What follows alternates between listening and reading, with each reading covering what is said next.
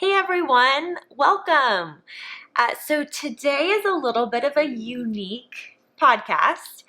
We are actually filming it. So some of you guys are watching and others of you are just listening, but you can actually go ahead and watch this if you want. But yeah, so I am having my first guest and That's me. this is my husband Nate. Hey, everybody. So he actually has been begging me to be on the show. When you say it like that, it sounds horrible. I know. Although I have been begging you, let's be honest. Yeah, so Nate does all the production and editing for this podcast, so he gets to listen to me talk, and he keeps asking. I do. So I'm always the one behind the scenes, working on producing, editing, making it look and sound as good as it can. So I've been asking, hey, when do I get to be on the podcast? So today's the day. Yeah, so what I thought we would do is just talk a little bit we have this family philosophy, which Sounds so official when you say it that way. yeah, but of opting out. So people have asked us about this before, so I thought it'd be fun to bring to the podcast. And but what I wanted to do first was start with a little bit about how we met, and then kind of move into that. So that's what we'll do today. So Nate, how did we meet? Well, let's see. So I was dating your friend's friend. Yes. Okay, so we met in college. Actually, I'm a year older than Heather, and so I was a freshman. And Heather, you had come out to visit the college. Yeah, so I'm from California. We currently live in California. And Nate's from Michigan, but my whole extended family lives in Michigan. And I'm a fourth generation student to this small little college called Calvin College. And so anyways, I actually wasn't planning to go there, but my grandparents really wanted me to go there. So they incentivized me with a free trip to go visit when I was a senior.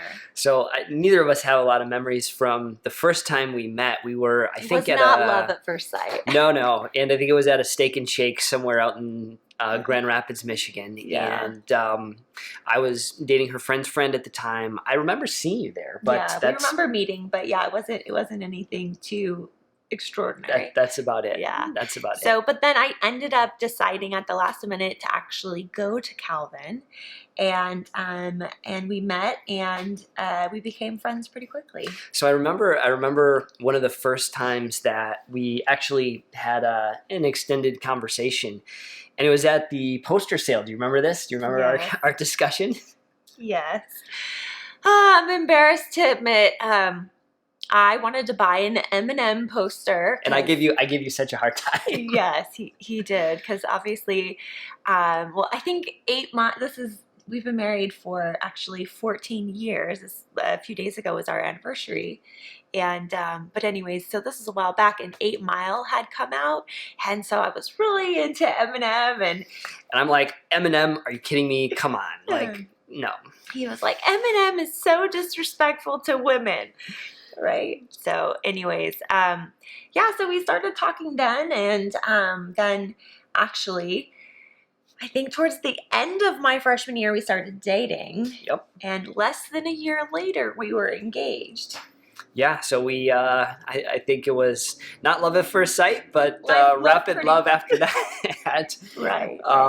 But no, I think I proposed on Valentine's Day, and a little over a year after that, we got married and packed everything into a U-Haul and moved across the country. I convinced him to come back to lovely sunny Southern California. We did. And that's where we live today. Packed up and headed west. And when she says we packed everything we owned into a U-Haul truck, we literally packed everything, including our car, which, by the way, if anyone's thinking about putting a car in a U-Haul truck, don't do it. First of all, you're not supposed to. Second of all, getting it out is a problem. Story, yes. So that's a separate story we won't get into. But don't. Yes, we don't did do get it out successfully. So barely. Yes, yeah. So, anyways, that's how we met. But if I had to say one of the unique things about our relationship is that we have always, and I've talked about this, I think, on other podcast episodes, but we pretty much for our entire relationship have had weekly date nights. We have. So actually this kind of came out of something, my parents, who, shout out to them, they're celebrating, I think this upcoming year will be their 40th wedding anniversary. Congrats to them. But they have always done consistent date nights, and so that was one thing that we adopted really early on. And so, and this is going to sound maybe a little extreme. I've talked about it before on the podcast, but we pretty much have done weekly date nights our whole relationship, including when we've had kids. And it obviously we've missed a few weeks, but yeah, but very few. Yes. Very and few. It's changed from time to time. So obviously finances can play a big part in terms of whether you can afford a date night or not.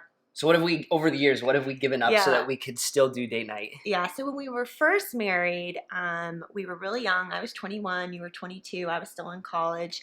And we, could make our rent, but not very much more. So we could not afford cable TV.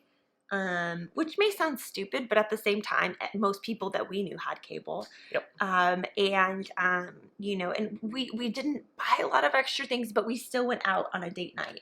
Yes. And then that's continued. And having kids, obviously, date nights become a little bit more expensive because you have to pay for a babysitter and all that, right? Yep. So it might look a little bit different. And there have been at least 1 or 2 periods of time since we've had our kids where finances did not allow for traditional date nights. And so we had to change it up. We improvised. Yeah. So we started, I forget when this was. This was a number of years ago. Finances became much more tight for a period of time, and we had to cut back. And so we did. So we stopped doing traditional date night, going out, getting a babysitter, going out to eat at a restaurant or whatever. We started doing date night at home. And so we would actually put the kids to bed early, a little bit early. And I would throw something on the grill, and we would open a bottle of wine or something similar to that, and really just spend quality time together. And I think that, as we kind of look back on it, it's actually less about going out somewhere or going on a kind of traditional date, and more about spending quality time together without distractions. So this is no kids. This is, we're not going out with friends. This is quality time where you and I actually sit down and talk about life. I think it's important as a couple to have a rhythm, and so I talked about how, date nights are a part of our rhythm on a weekly basis, but you can even boil it down to like a daily basis. It's taking time, each day, and it depends. I mean, during certain periods of time, you've traveled a lot for work, so it's become harder. But when we are, both home, whether it's in the morning and we'll have a cup of coffee together, or, at night, we'll just sit down and have that purposeful, meaningful conversation. And so that, like on a daily basis, we're connecting, and on a weekly basis, we're connecting, and so forth. And then, every so often taking that trip away together as well. So often you hear parents are like, oh, we haven't done a trip together in like 10 years. And I think, 6 months could become a year, 10 years. Or I often hear, oh, we haven't done a date night since our last trip, and we do a trip once a year or twice a year. And, we can't afford it, which can happen. But then, they'll be like, I've heard people, they're like, oh, well, we can't afford date nights, but then, but we can afford a new bathroom. Or a new kitchen or whatever. So it's all about, I mean, those things are important. So, being frugal with your money and being responsible with your money is important. But then I guess at the end of the day, the main thing is, how can you prioritize your relationship? And coming back to parenting, your kids really benefit from those, parents who are very well connected. And our kids are getting old enough now where you can tell that they appreciate or let's say, you can tell that they are starting to recognize that mommy and daddy have time together, and you can start to see the wheels turning in their minds a little bit, which is exactly what we want. Having a strong relationship is really beneficial to your children as well. And actually, they've done studies. Unfortunately, marital satisfaction goes down after you have kids. I remember there's this really good TED talk. Maybe I'll link to it in the show notes, but where it talks about how like if it's kind of depressing. Actually, this husband and wife team put it out. I don't remember. I think I shared it with you. They share a time series of happiness. Yeah, so they show this like time series of happiness, and so like you get married and you're happy, then you have kids, and then it's crazy because then the studies show how like happiness between marital happiness plummets. It goes down, although the variation increases. So you Yes. can imagine there's peaks of happiness when you're perhaps the moment your child is born or the moment they take their first step. Yeah. But then there's also these tremendous lows as well. So overall the trend line goes down, but the variation increases. So their theory is that by having kids, you, even though temporarily there's some stressors placed upon your marriage, there's so much, and I think probably all of you parents who are listening to this would agree, there's so much great value and, periods of like extreme happiness when, but then at the same time, then your child's like throwing a tantrum because they want to eat a rock or something that you obviously can't allow them to do. So I guess kind of going back to that point, I think that it's one of the things that we've tried to do, and I think we're pretty successful at it, is just guarding and taking care of our relationship. Yes. And that isn't necessarily, at the expense of our kids. It's actually very helpful for our kids. But I think this is really important because so many of the people that we know and hear about, they will say, "Oh, we put our marriage first." But if you look at how folks sometimes spend their time, it doesn't align with that. And so when we say, "Listen, we chose to be purposeful about this, to really put our marriage first," that means that we really do live differently and spend our time differently. Right, which kind of then brings us to the topic of the podcast about opting out. So what do we mean by that exactly?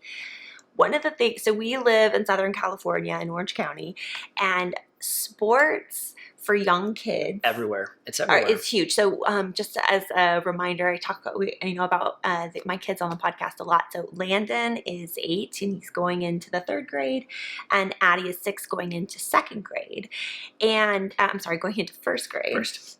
And so they're both at the age where for a lot of kids, in their grade, they're starting to get into the sports. Right. And by the way, we support the idea of sports. We're both very active people.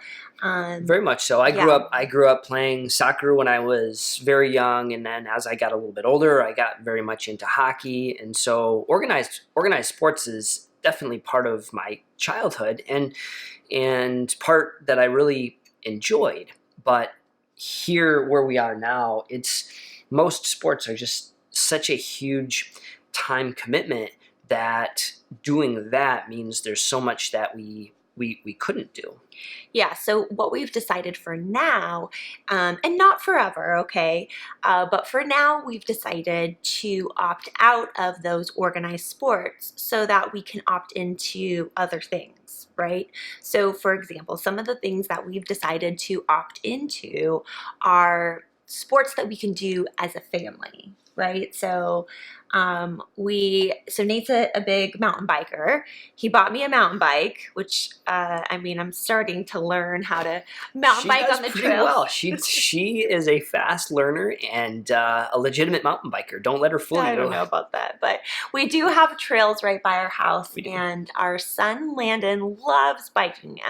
We need to teach Addie this year to ride a 2-wheel bike, but for now we actually bought an attachment that goes on Nate's bike where she can still pedal and whatnot. And so we go on the trails with our kids, and that's one of the Saturday and Sunday, routines that we do. We do. So we get suited up. We've got the right gear, and Addie, her attachment clips onto the back of my bike, so she's hanging on to handlebars and pedaling, and we're dropping into these pretty.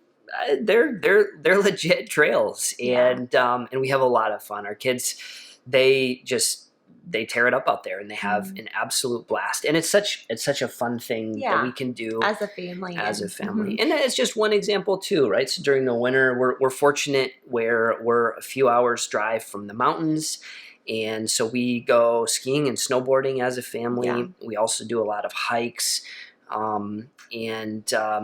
It's if organized it's outside, sports will we like come. it. So I think that there's certain sports. So by us, it's all about like baseball for the boys a lot of times, and like soccer and dance and whatnot for a lot of the girls. And so I mean, I think that there's certain sports where if you don't start young, it is hard for your kids to catch up. But there are so many good sports where so come later on, I'm sure our kids will be in organized sports. But I think so often what happens is that if you have, so we have two kids, right? And so if one has a sporting event here, another has a sporting event there, your whole weekend, which can really be one of your only times to connect as a whole family, during the weekend, it takes up all the time. And so if you opt into that, it's hard to opt into the other things that you can do as a family. So it's not that we're trying to say that this is a one size fits all, but it's just more about starting to think about and to contemplate, and be purposeful about what you're opting into so that you can have that time and, to develop the connection as a family as a whole. I think as we were talking about this, one of our concerns was would our kids have regrets? Would they wish that they were part of organized sports from an earlier age? And maybe they will. Maybe they will. And that's something we'll just have to live with. But one of the things that got us thinking or gave us a little bit of hope, we have some neighbors, and again, I didn't ask if we could use their names, so I can't, but I probably should have. But we have some neighbors, and their kids are a little bit older than ours, and they are outdoor people, and they go camping and hiking and four-wheel driving and just have a blast as a family. And they've got all the fun toys and really invest a lot of time and money in this. And they do it, I think in large part because they don't do organized sports. They have the time. They can take off. They can do long weekends, and they can go out into the wilderness all the time. And so my neighbor, I remember talking to him a couple of years ago, and he told me that he had asked his kids, who are older than ours, they were in junior high age, I think. They asked them, hey, by the way, those are our dogs. Him and his wife asked their kids, would you rather do organized sports? And the kids said, no, we don't want to give up on all of the things that we do as a family. And I thought, you know what, there's hope. So I think, at least for now, this is what we're doing. Yeah. And then another thing I wanted to talk about is, so one way to connect as a family, is, doing some of these sporting types of things that we can do together. Another thing we've decided to, because we're opting out of certain things that we can opt into others, is something that I've talked about before called Safe Families. So what Safe Families is, it's a nonprofit organization that connects families, like safe family environments like ours, with families who are in crisis. So it's a lot of single moms who are going through one crisis or another, whether it's like homelessness or maybe they need to go to some sort of rehabilitation, things like that. And so they need a temporary place for their kids to stay. And it's similar to foster, except for it's actually not part of the foster system. And so anyways, from time to time, we take in young kids into our home temporarily and give them, a safe place to stay. And it's fun. We get to love on them. And, actually, so one of the things that people always ask us is like, oh, but what's that like for your kids? Yeah, so it's actually amazing for our kids. But I say that, I think it took a little bit of getting used to. It's definitely still a sacrifice in some ways, without a doubt, because they don't get all of our time or attention when we have another child staying with us for a period of time. And often they have to come to terms with the fact that the rules are sometimes different. In other words, oftentimes we'll have to, or we're a lot more lenient with the child that's staying with us because it's appropriate for us, Yeah. and we need to. Yeah. And so I mean, they have different things going on. We had one girl who stayed with us for 4 months, had a diagnosis of autism. Yep. So, you're going to have to change up the rules and whatnot in that So I think our situation. kids, they took some getting used to, but it's created some amazing opportunities to have some really cool conversations with our kids about serving and about Helping others. helping other people. And so that's been really cool. And I think that a lot of times after these children leave our home, our kids reflect on the time and have really positive things to say about the experience and enjoy the company and enjoy having someone be part of our family for a little while. So it's actually been a really cool thing for our family. Yeah. So, anyways, I think that's probably most of what we wanted to cover today. Again, just taking an opportunity to get to know us a little bit more. If you're curious, we're actually filming this on 4th of July, and our kids, it's not like they're hidden somewhere. They actually aren't here. My parents were nice enough to take the kids overnight, so we had a quiet house, and but yeah, no, we just wanted to come and allow you into our lives a little bit more, and then just kind of to present this idea about allowing you to be you and to be very purposeful in your relationship with your significant other and investing into that, as well as just being very purposeful about what you opt in to and what you opt out of, right? Because really by opting out of certain things, it allows you to opt into other things. So anyways, thanks for listening. Again, if you're just listening to this, you can go and watch the video if you're curious. And make sure you subscribe to this podcast if you haven't already. I have a website, prismbehavior.com. That's PRISM behavior.com, where I have free parenting resources. And yeah, also just so that you know, I'm in the midst of filming and creating an online parenting course that I'm really excited about. So I'm going to be launching it this fall. It's called Parenting with Confidence, and I know it's going to be really valuable for some of you parents out there who are struggling through periods of overwhelm with some of the behavior issues that we all deal with as parents. So be on the lookout for that. And yeah, thanks for joining us today. Thanks, everybody. See you later.